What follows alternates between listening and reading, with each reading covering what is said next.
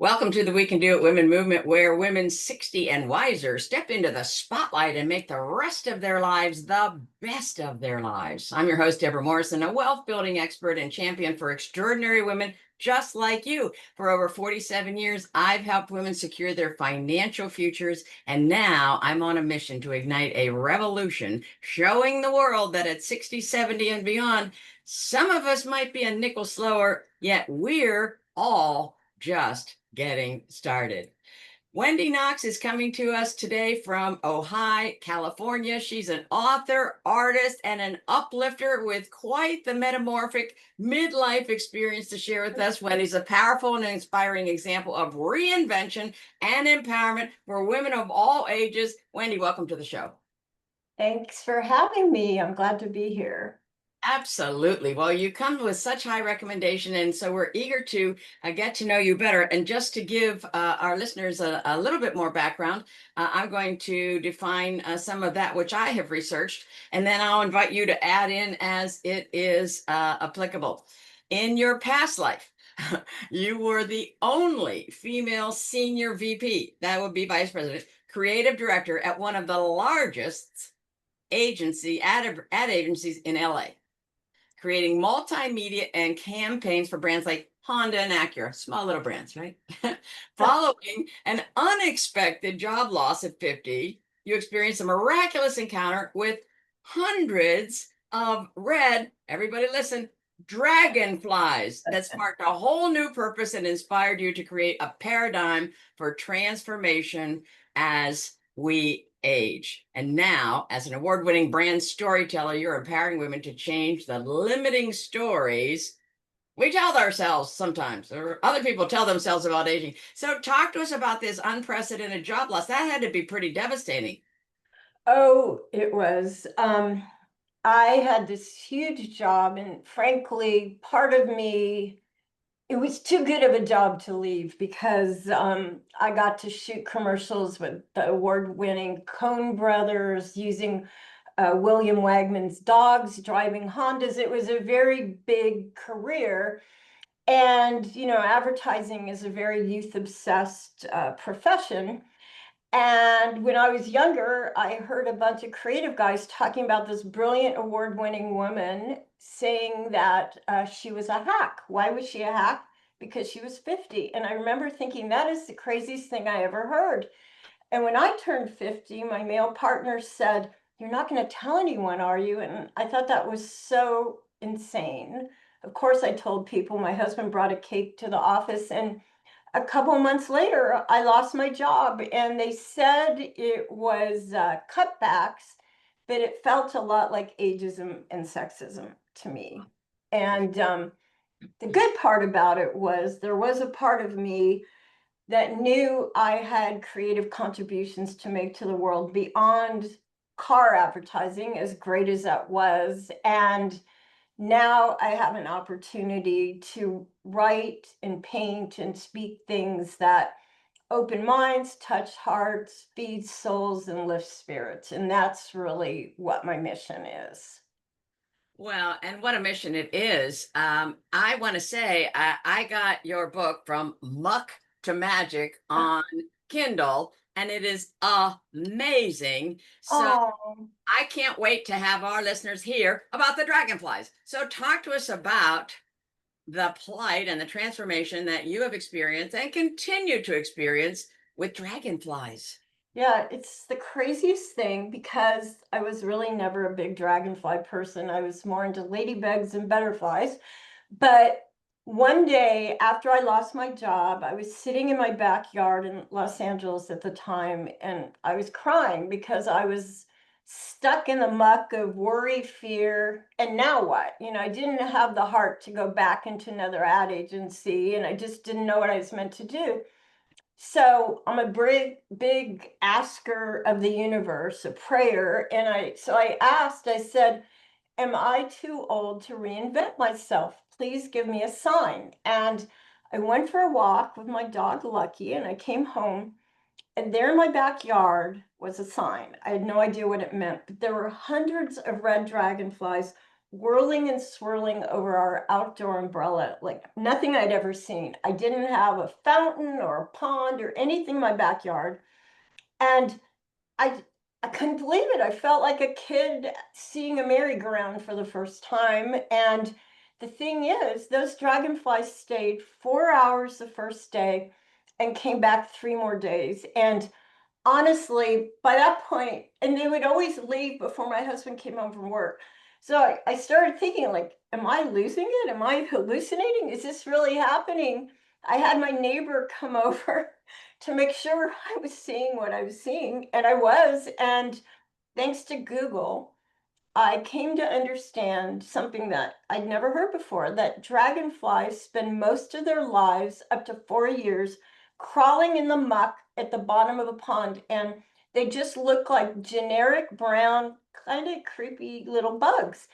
And it turns out while they're in the muck, they keep shedding their old skin and growing new skin until one day something propels them out of the pond into the sunlight and their wings unfurl. It turns out the whole time they were in the muck, they were growing their magical wings. And it was such an epiphany. It was like, oh my God, dragonflies don't fly until later in life.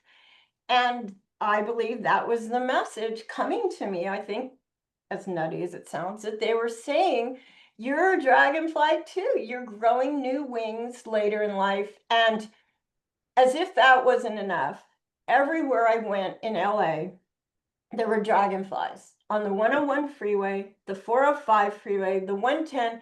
They would just fly across my windshield.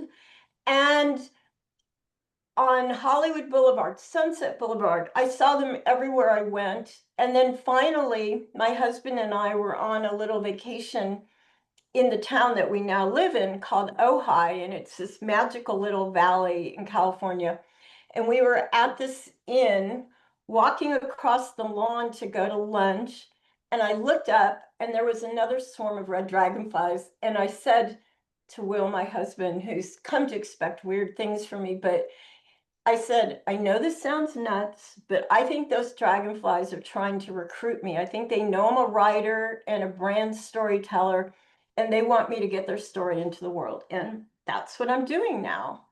So my first book, which you have, was like an inspirational storybook to help women change the stories they tell themselves. It's sort of like a children's book for adults. It talks to your inner child and it's full of hope and encouragement. And now I've just that one I got published at 65, and now I'm 71, and I'm in the process of publishing my new book, which is called The Way of the Dragonfly: Flight Instructions to Transform the Way We Age. Just amazing. When I read that, I was completely mesmerized. You talk about the dragonfly again becoming this symbol of hope and renewal. And then the idea that, of course, it's never too late. And as a matter of fact, the dragonfly really doesn't have an option to grow them earlier. That's how it works in their lineage, right? And so for us, it's never too late to emerge from hardship and embrace our own unique magic. Grow our wings and fly, women. Let's do this. So this to me Exactly. is amazing.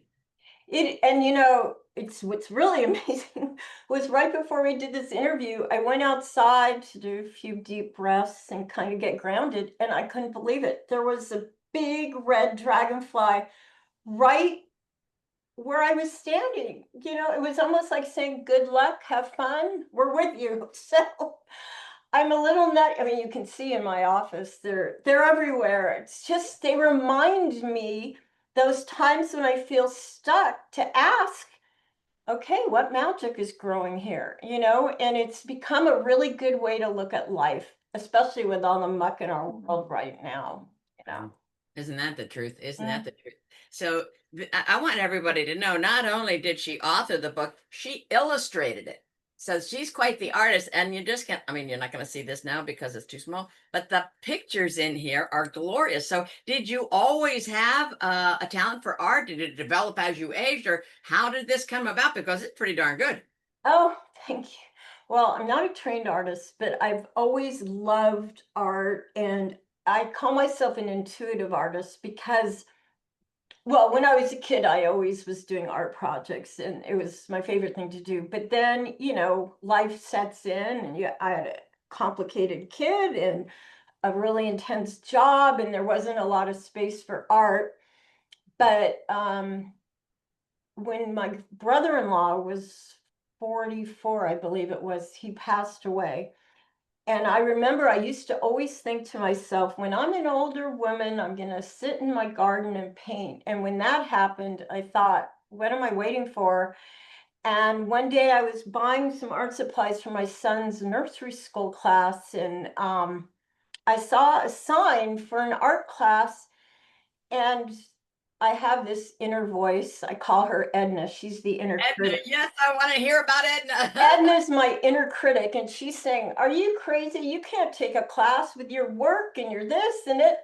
But it was something I needed to do for myself. So I decided one night a week my son could be home with my husband could be home with our son, and I was going to do this just for myself. And when I got back into an art class, we would meditate first. So kind of got you out of your head and into the flow. And these paintings emerged like goddesses and very empowering women, and it was such an amazing feeling and such a counterpoint to my job that required a lot of brain power. This was all from the heart and soul, and it was like dreaming on paper. And I I just love, I couldn't paint you to look like you, but I could paint, I think, your essence. And that's what the paintings in that book. I was in the midst of a lot of after the dragonflies happened, I found myself in a lot of muck. Someone very near and dear to me has an addiction problem, and I was devastated by some of the things that were going on, and I did not feel very magical. So I Yes. did not feel like I was in a place to get my story out at that time. But I kept like getting quiet and asking, how can I share this story with women in a way that it would touch them? And one day, something propelled me to, almost like the dragonflies, to crawl out of my muck. And instead of getting out of the pond, I sat at my computer, and the words to my book all came to me in one fell swoop. It's a poem, as you know. Automatic writing. Well, I've done that. It was like that. It was like that. And, started, have you ever been so stuck in the muck with the yuck and the guck that you thought, what the Yeah. beep? You say in one of the illustrations, excuse me, is what the muck? Exactly. And so then what I did is I would meditate and I would ask, how do I paint muck? How do I paint joy? How do I paint fear? And the paintings just came through me like from somewhere else. And my style is kind of whimsical and a little childlike, but it's also very heart-centered. I've had women come into my studio and get teary-eyed. It's something beyond me. That's all I can say. And it's been very rewarding to have that. And I feel like we all have creativity within us, but it takes creating the space and telling our inner critic to get lost for a while, and just to allow ourselves to get messy and to play and to not judge ourselves. And that's not easy in our culture, Oh, it's but not. It's not in no. the least. You really have some really fine turns of phrase, and I just am a lover of language, so it caught my eye immediately. You have an illustrated talk, breaking out of the age cage. You do Yes. transformational workshops around that, helping women break free from their limiting beliefs and societal age cages. How about that for a turn of phrase? Who's in an age cage? Who wants to break out, pop over and grab, what the muck? I mean, no, from muck to passion. Talk to us about that breaking out of the age cage. How did that come to you? Well, after I lost my job and started on the mucky journey of self reinvention, I started realizing that I had a lot of thoughts in my head, like, oh, I'm too old to do this, and I shouldn't do that, and I missed the boat on this, and what's wrong with me, blah blah blah, and noticing the circles under the eyes or the wrinkles, just all these things. And it occurred to me that there's all these ageist thoughts and beliefs in our culture, but then we internalize them. They call it internalized ageism. I call it inner ageism, but it's that voice that can stop you before you begin. And so for me, I call it the age cage because it's a good visual. And a cage, you can hopefully open the door and get out. But first, you have to realize you're in there. So, what I talk to a lot is the only way to get out is allow yourself to go in. So, to start paying attention to things you hear, like I'll give you an example. When my husband and I decided to move out of Los Angeles into this magical valley of Ojai, people started saying to me, "Oh, are you retiring?" Like they assumed that, I was now going to retire because I guess I was around 60.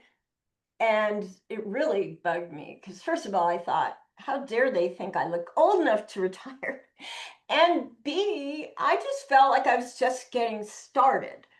Yeah. And it really annoyed me that there was this assumption that if you're a certain age or someone thinks you're a certain age, that means this. And so what I've learned to do is stop and say, okay, that's their story. Is Yeah. that mine? And no, mine is I've just discovered this new purpose and this gift that I want to bring to the world, a different way to look at aging. So then I reframe it and I'd say to people, no, I'm not retiring, I'm refiring. Oh, I love that. Yeah. Yeah. And I've started to become so aware, like somebody that I adore one day said, well, at our age, I mean, we're old. And I just wanted to say, speak for yourself, buddy. So what I've come to understand, and it's actually a fact, you've probably heard this too, that attitude more than anything is what breaks us out of the age cage. That Absolutely. there has been studies out of Yale University that more than genetics, more than diet, more than nutrition, attitude is what changes and affects our longevity. Like you can actually live 7.5 years longer if you have a positive attitude about aging. I know that's that. And so that is, I mean, who doesn't want to like vote for themselves for another 7.5 years? Come on.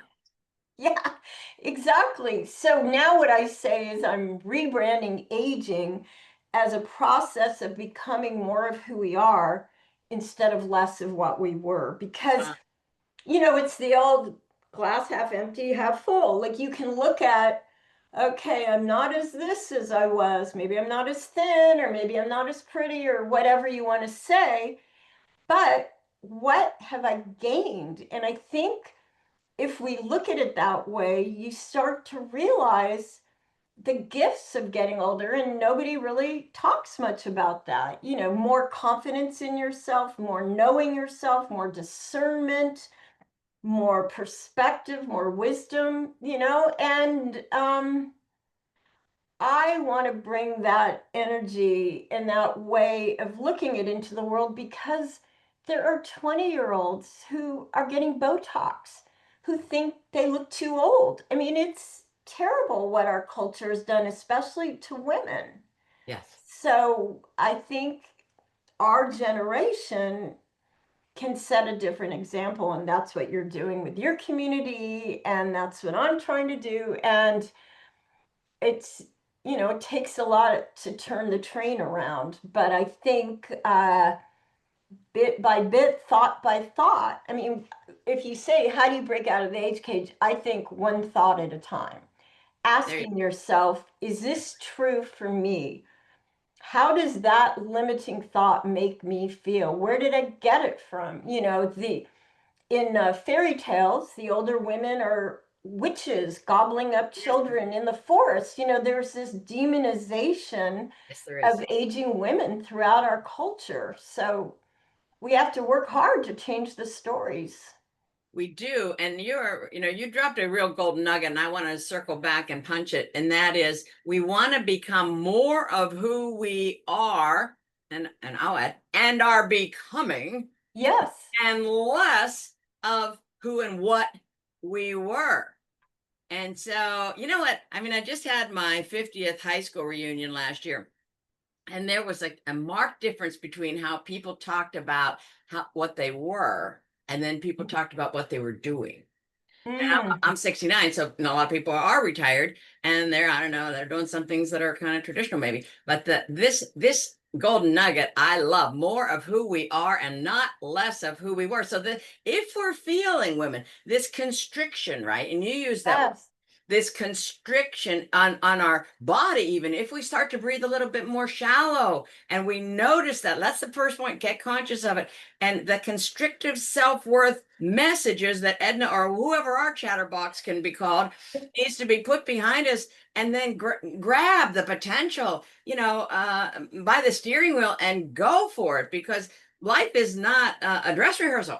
And you are out there, imploring us to write, paint, speak, do our own discovery, do our own next step. And what a witness you are. I so Oh, you. thank you.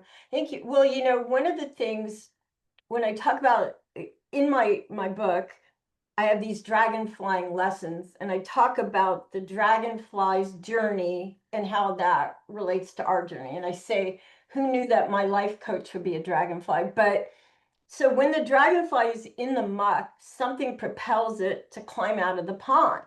So, you know, you could call it an urge, a calling. Yeah. I call it a flutter. It's that feeling we get. It's about trusting our intuition. And I think one of the gifts of getting older is you learn to trust yourself more. Like you have more of life to look at and go, oh, remember that time when I listened to so and so instead of my gut feeling? Well, I'm not going to do that anymore.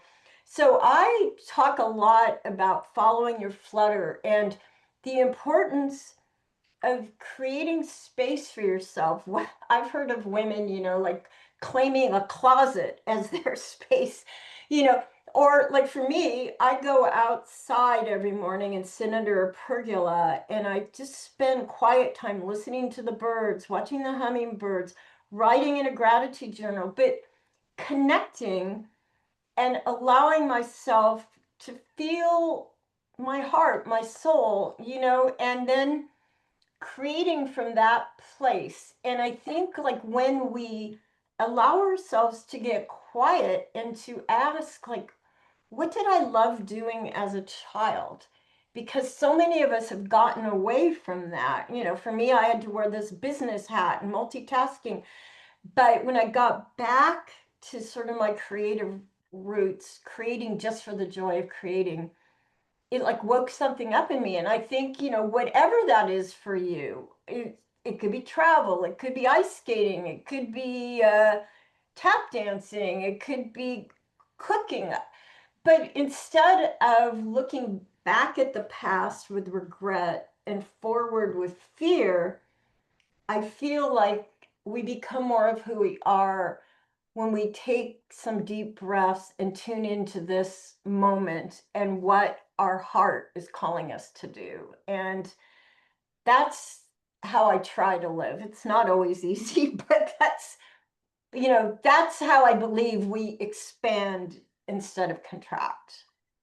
Well, exactly. So talk to us about, you write about a holistic approach, fostering our empowerment and so forth by shifting our mindset, and you've talked about that, and creative supportive communities. See, and that's hopefully what we're doing within We Can Do It Women Facebook group, and that is being a group, a safe space for women to come and fan the ember or get their flutter, get Yes, comfortable right. with their flutter, notice, and then, I can be in touch with you and say, Wendy, my gosh, I see you fluttering, girl. You're on to your next book. I mean, and Yeah, kind of camaraderie. helping each So other. Yes.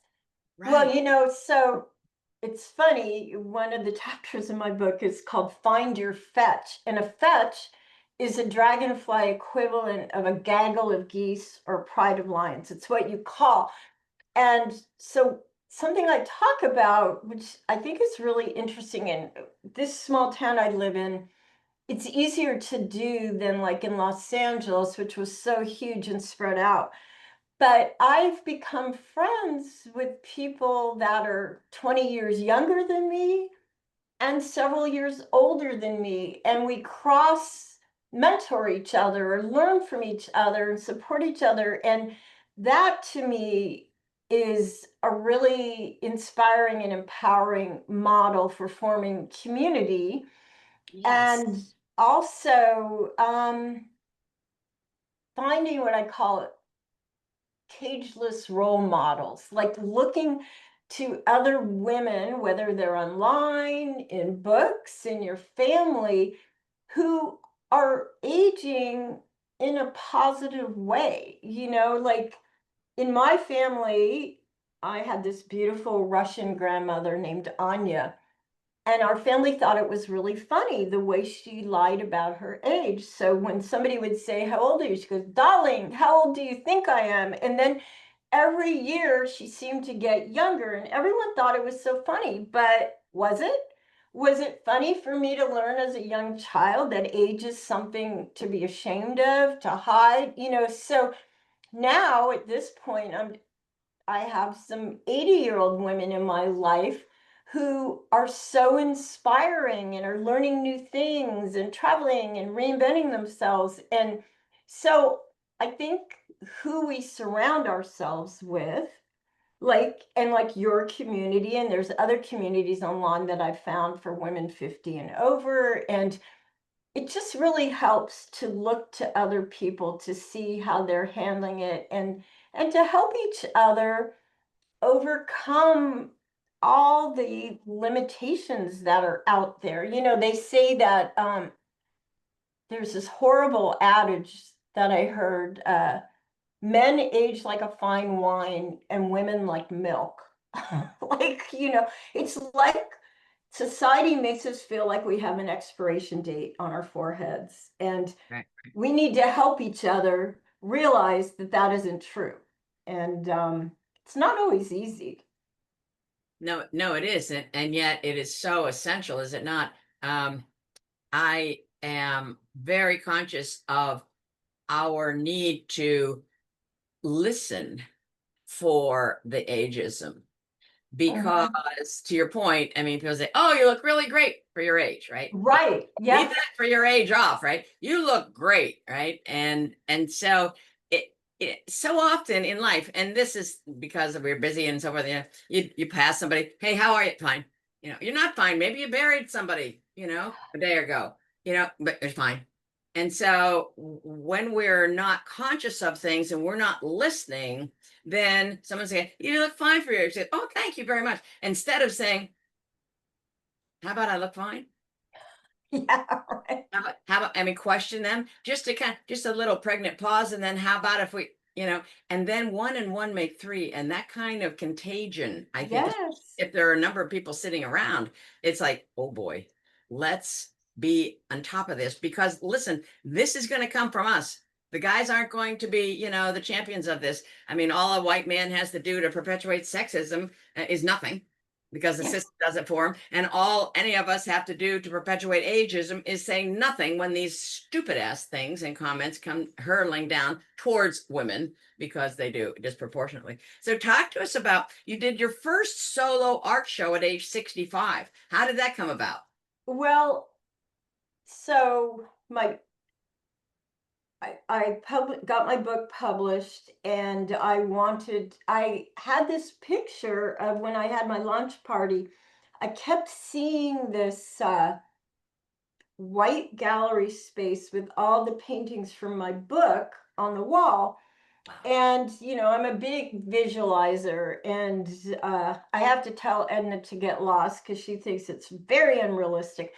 But I kept seeing that. And then one day I was getting my hair trimmed, and the girl who's become a friend of mine, the woman who's doing my hair, I was telling her about the book and something about a launch party. And she said, "Oh, you should talk to," and these two women that were her client had this gallery here in Ohio. It was called Porch Gallery, and it looked like an 1880s old white house in the center of town with white walls, and they had some major art there. And at first I kind of thought like, well, I'm not a major artist, but I met with them and they loved what I was doing, and I got a show hung up, and it was exactly what I had envisioned. And it just felt so good, and what really felt good was this one couple wandered in from off the street, and the woman, when she looked at it, she just got tears in her eyes. She was in the midst of a really bad divorce with 3 children, and she was in the muck. And my book and my art lifted her up. And, you know, I don't have, 20 million followers, but a moment like that makes Oh, everything right now.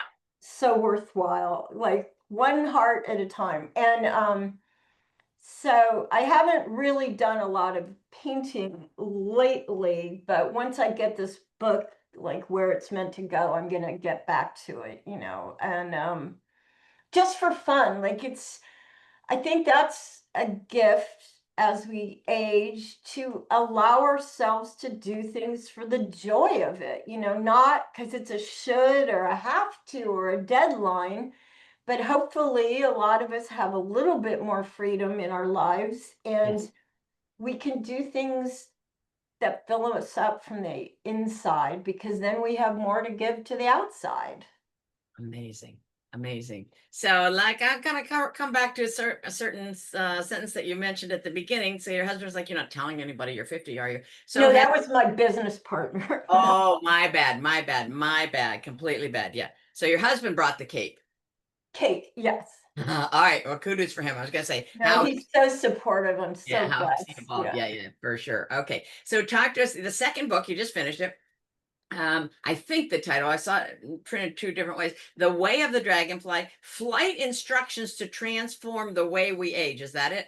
Yes, and this is I've had this vision in my head for probably 5 years of this book, and I just wasn't ready. And then one day it flew in, and it was like time. And this is very rough. I just did this myself on Canva, but that's the idea.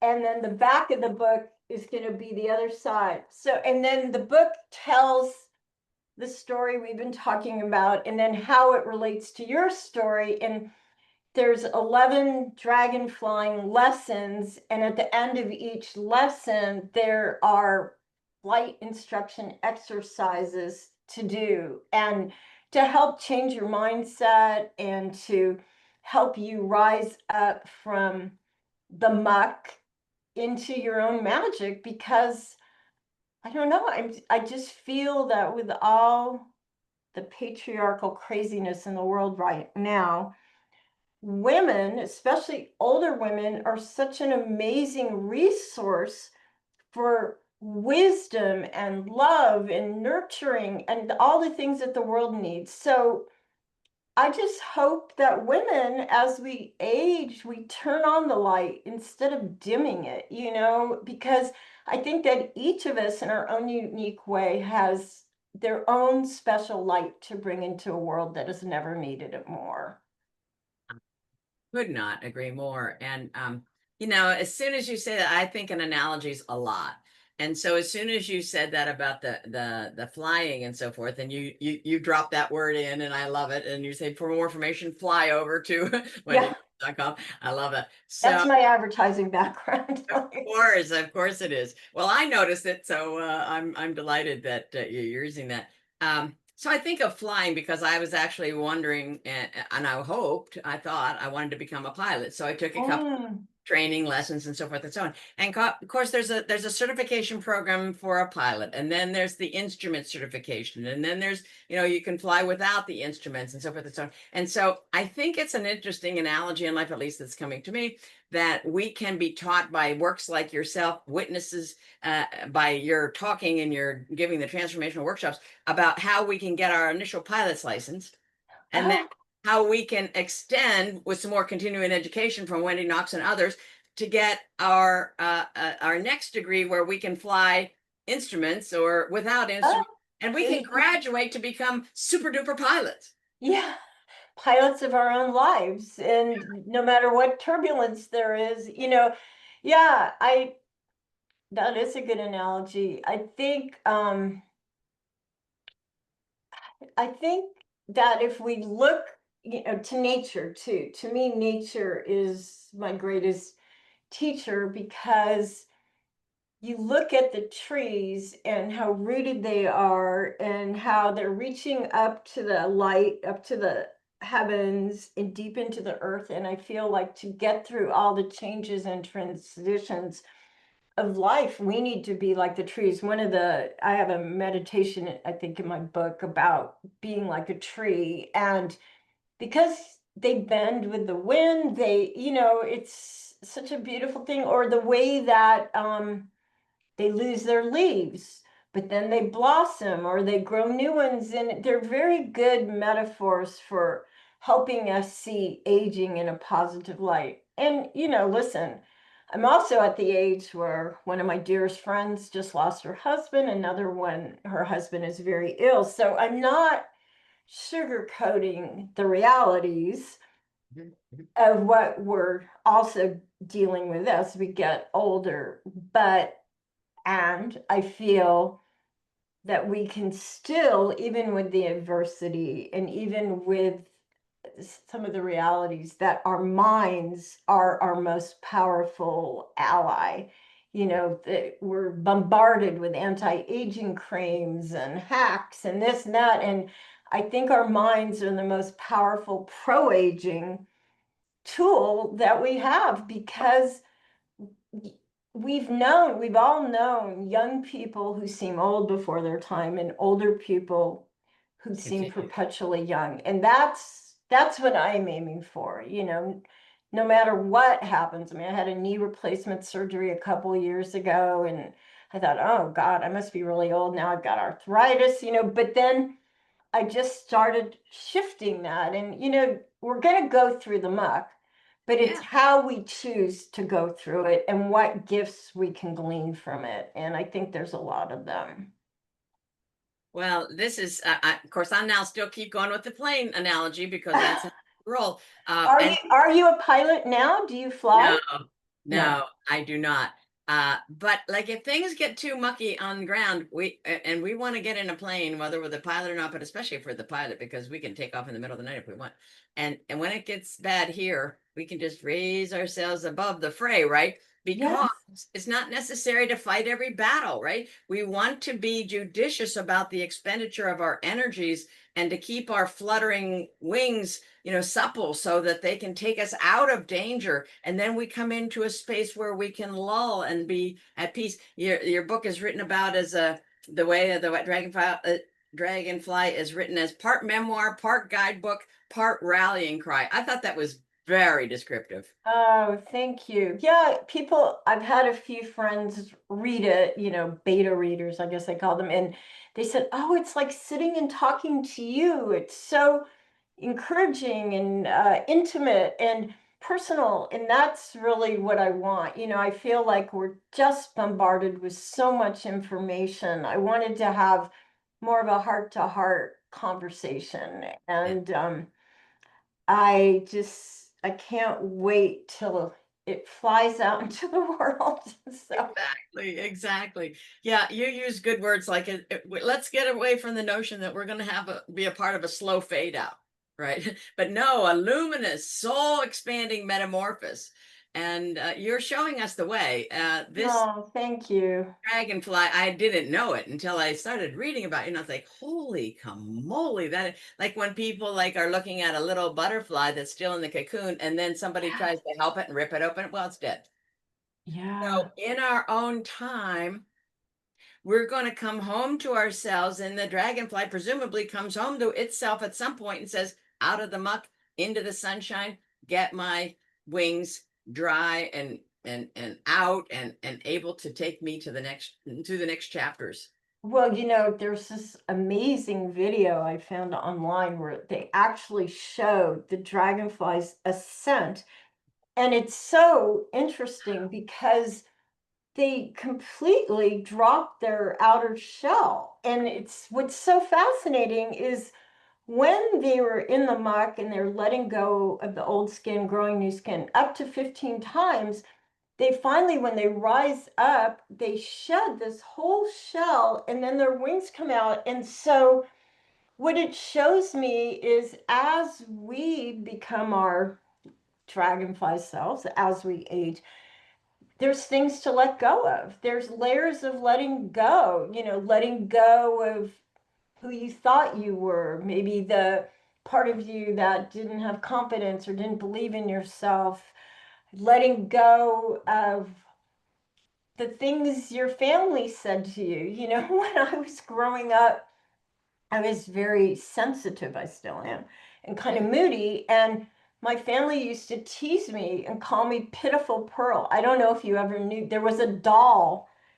in the 50s called Pitiful Pearl. And she was just the saddest looking thing. And I've had to like really work on Pitiful Pearl, you're a part of me, I love you, but that's not the part that's going forward. And like those things that we hear as a child and throughout our lives, they can stick with us unless we become aware of them and let go and see how they hold us back. And I think that is one of the beauties of aging is letting go of certain things, like the things that you used to go to because you thought you should, like now you can go, really, do I have to do that? Is that someone telling me, or does that speak to me? And I think that's one of the greatest gifts. And Totally. we Totally. just have to, I go back to what you said about community, because the oh, there's a red dragonfly right outside my window. I can't believe it.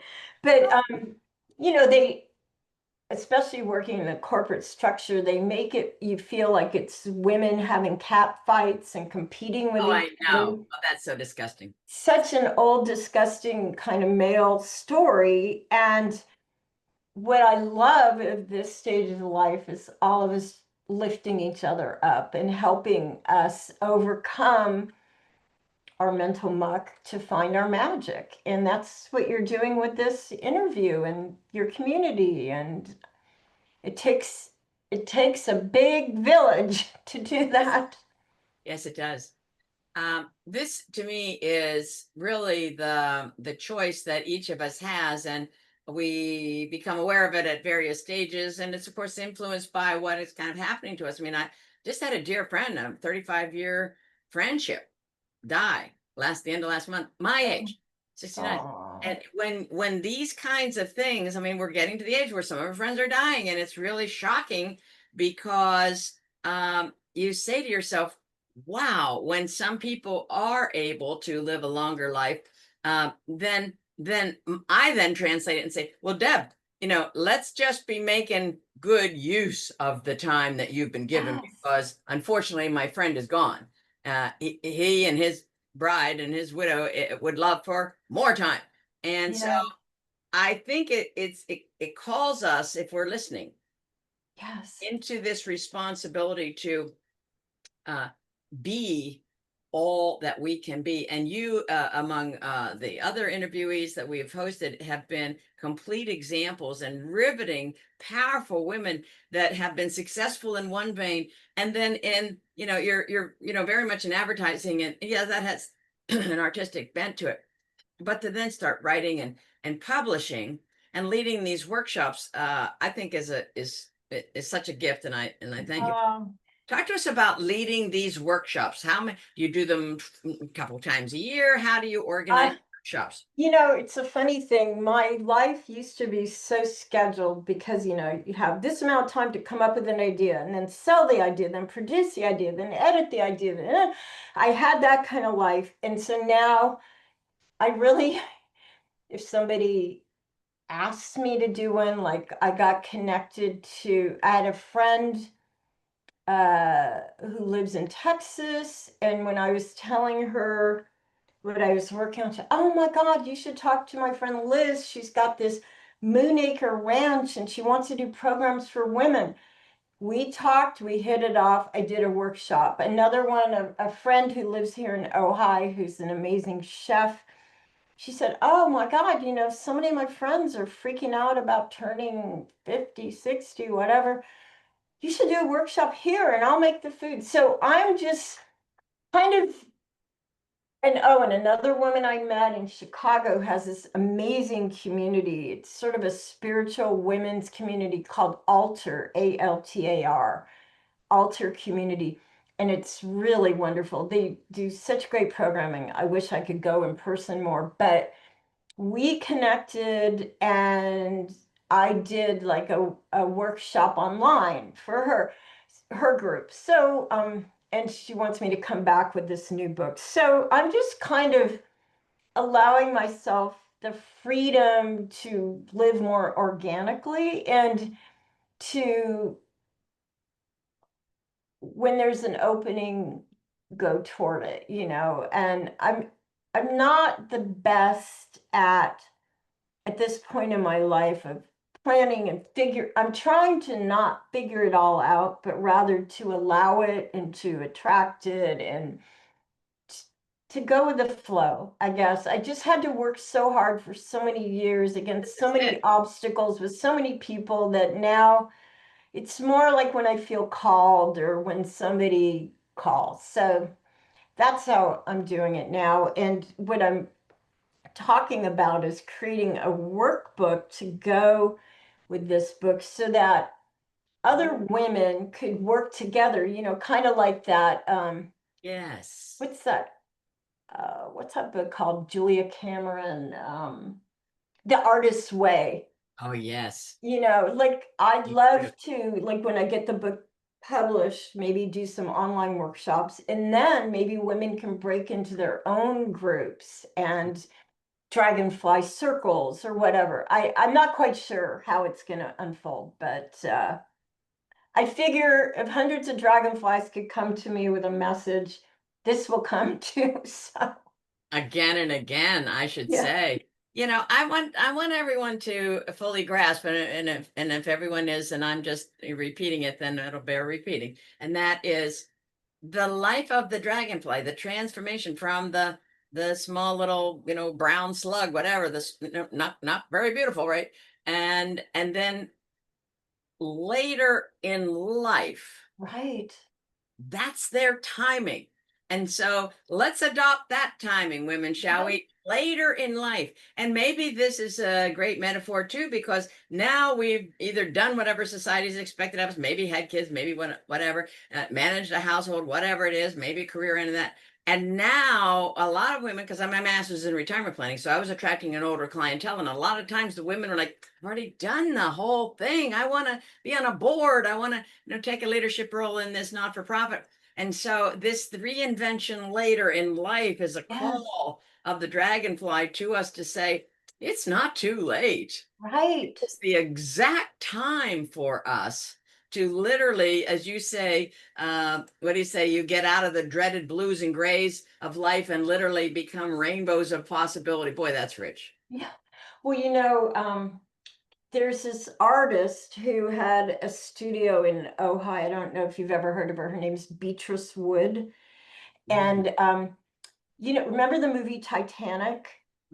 sure. And it was James Cameron, the director, talked to this woman, Beatrice Wood, and she became sort of the prototype for the older woman in Titanic who had the beautiful necklace. And Yes, so yes. this Beatrice Wood, like she grew up in San Francisco, very traditional family, but she had a wild spirit and she went to Paris and supposedly she had affairs with all these artists like Marcel Duchamp, and she was the movie Jules and Jim was fashioned after her. She was a wild bohemian and she ended up living in this little town, Ojai, and she named her home where she lived Happy Valley. And she was an incredible potter.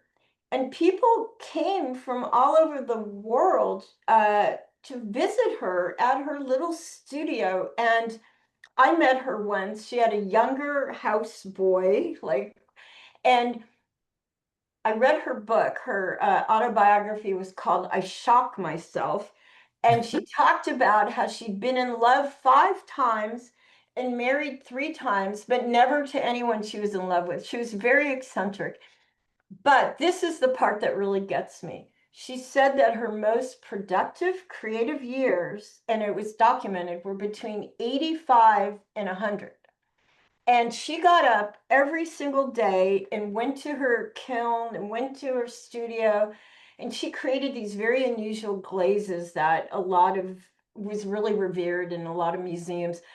But and she said that the secret to her longevity was art books, young men, and chocolate. And I just love her. So I call her the patron saint of the dragonfly movement because she just personifies how I want to live, and we just need role models because the societal picture of an older woman is, in her rocking chair. And Knitting. exactly. Which So is nothing I, wrong with knitting, but I mean, and when there's other things to do, I don't want us to just continuously be, put into a more sedentary role. So is she right. still alive, Beatrice Wood? What? No, she Yeah. passed I was gonna away a number of years ago. But if you in Ojai, you can go to her studio. And I took a art class there, a pottery class, and I've never done any pottery. And it was about making goddesses, and everybody was doing these beautiful antique looking torsos. And I'm going to show this to you. I got so frustrated because I couldn't do it. And I finally said, okay, Beatrice, help me. And then this is the goddess I created. Wow, isn't that cool? It's so weird and wild and fun. It is But and wild it and fun. reflected sort of the energy of how she how she lived and how exuberant she was. She wore like Indian saris and all this jewelry. She was just fascinating. And I think I we can be that for younger women. We by owning who we are and spreading our wings and allowing ourselves to try new things as we get older, like that, I think can be an amazing effect on the younger generations. Unbelievably true. And to ourselves, let's keep some a lot of the goods here because Yes, that's where yes, there's the need, and this is the breeding ground, right? And absolutely. then of course it will grab the attention and interest of people of all ages and any gender. um that is very rich. I'm so glad you did that. And yes, I'm going to look this. I typed, if you heard me typing, I was typing Beatrice Wood, patron saint of the dragonfly movement. Amazing. Well, I made that last part up. She doesn't, You she did. doesn't, That's okay. It's your interview, babe. right, right. It's my world and welcome to it. But yeah, also, did you ever see that woman online, Iris Apfel? Oh yes. Oh yes. Yeah, no, she's another. I write about her in the book too because she was such a character, and What? I used to love how she said something about beige, like don't don't wear beige.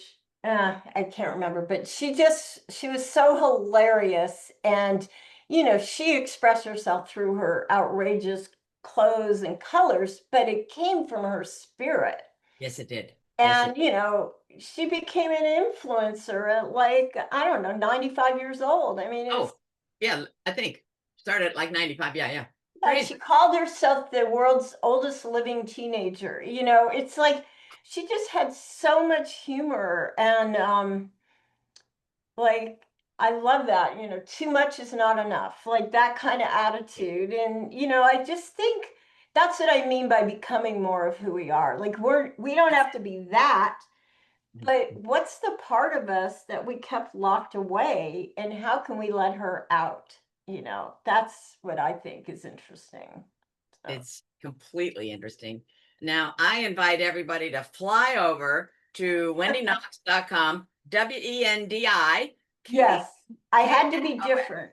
yes, of course, WENDI. .com. And then if you'd like to drop any other ways in which our listeners can get in touch with you, please do so. Well, I've got Instagram, which is Wendi Knox, WENDI Uplifter is my handle on Instagram. And I've got YouTube and Facebook. I add it all.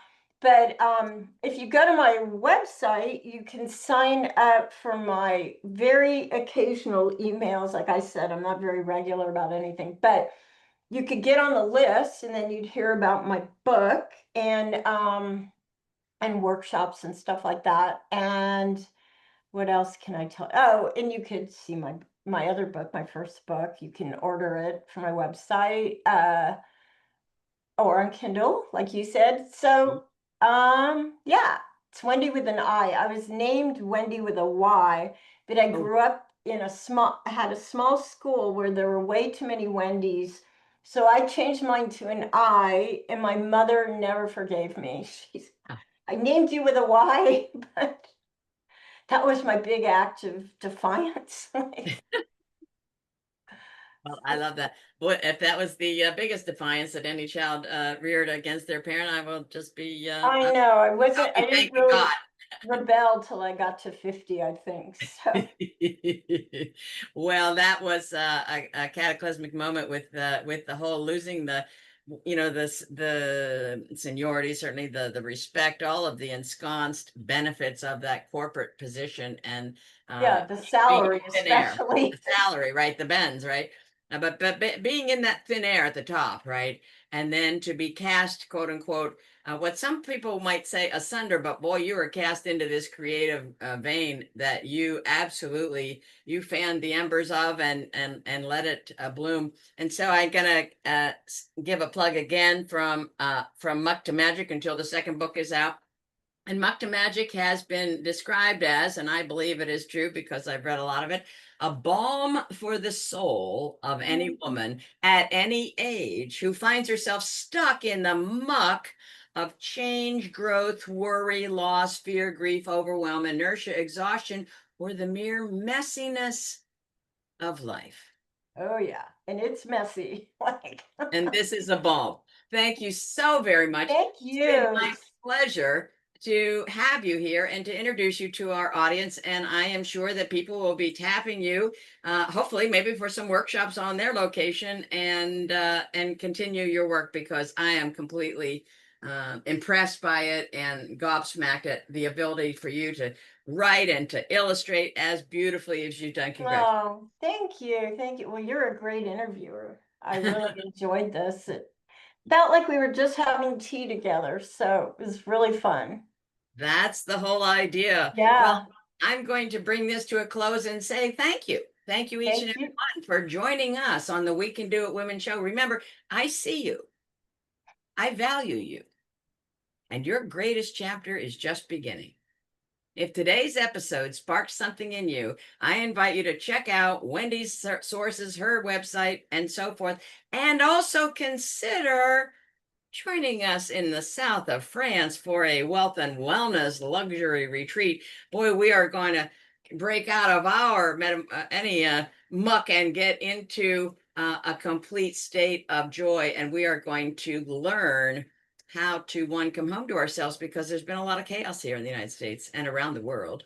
Come home to ourselves, retreat, be treated to a personal chef on location, a sommelier bringing in area wines. I'm teaching up-leveling our financial confidence in 3 ways to make money. Everyone will leave with that on their laptop. And this is going to be an absolute glorious time in a gorgeous and amazingly enchanting chateau. I would love for you to consider it. We can do it women.com/retreats. And it's October 25th through November 1st. If you can't go, please pass the word to a friend, because I want this to be absolutely life-changing for this year's attendees, as it was for last year's. So it's a repeat, and we are ecstatic and would love to welcome you. So in the meantime, I encourage everyone to pay attention to your money, and it will pay you back. Thank you so much.